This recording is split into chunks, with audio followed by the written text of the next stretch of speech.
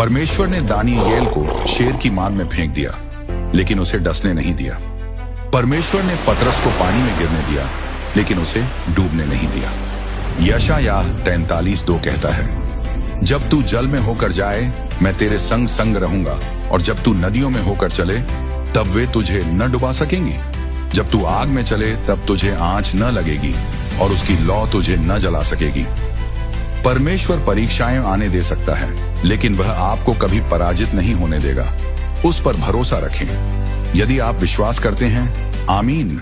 जब दाऊद का शाऊल द्वारा पीछा किया जा रहा था, अपने ही रिश्तेदारों द्वारा गलत समझा गया था और दूसरों द्वारा तिरस्कृत किया गया था, तब उसने अपने बचाव के लिए आवेग या क्रोध पर भरोसा नहीं किया। उसने बस परमेश्वर से कहा, यहोवा मेरी शक्ति है, वह मेरी ढाल है। मुझे उसका भरोसा था।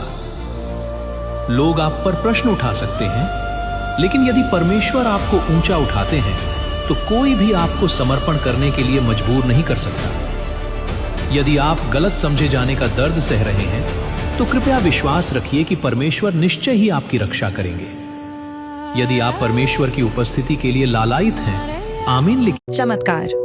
कौवे प्रतिदिन पीछा किए जा रहे नबी को भोजन पहुंचाते हैं।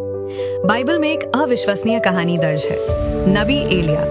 क्योंकि उन्होंने परमेश्वर के वचन की घोषणा की, उनका पीछा किया गया और उन्हें अकेले एक सुनसान नाले के किनारे छिपना पड़ा। उनके पास ना तो कोई आमदनी थी और ना ही भोजन का कोई स्रोत।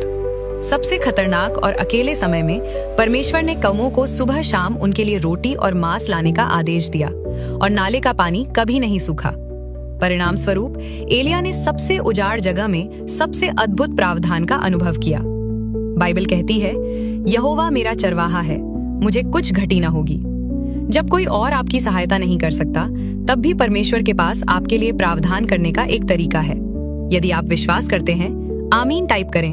एक दिन भविष्यवक्ता एलीशा और उसके सेवक शत्रुओं से घिर गए। जब सेवक ने हजारों शत्रु सैनिकों को देखा तो वो डर गया, लेकिन एलीशा ने शांति से कहा, मत डर, क्योंकि जो हमारी ओर हैं वो उनसे अधिक हैं जो उनकी ओर हैं। उसने प्रार्थना की, हे यहोवा, इसकी आंखें खोल दे कि ये देख सके। उसी क्षण सेवक की आंखें खुल गईं और उसने देखा कि पहाड़ अग्निमय रथों और घोड़ों से भरा हुआ है जो उन्हें घेरे हुए हैं। यह स्पष्ट हो गया कि परमेश्वर ने पहले से ही उद्धार की तैयारी कर रखी थी। प्रिय मित्रों, ये कहानी हमें याद दिलाती है, अपनी आंखों से दिखाई देने वाली कठिनाइयों से घबराएं नहीं, आस्था रखें। परमेश्वर ने आपके लिए पहले से ही उन जगहों पर सब कुछ तैयार कर रखा है जहां आप देख नहीं सकते, और उनकी मदद आपकी कल्पना से भी बढ़कर है। सभी विश्वासी कृपया शामिल हों। आमीन।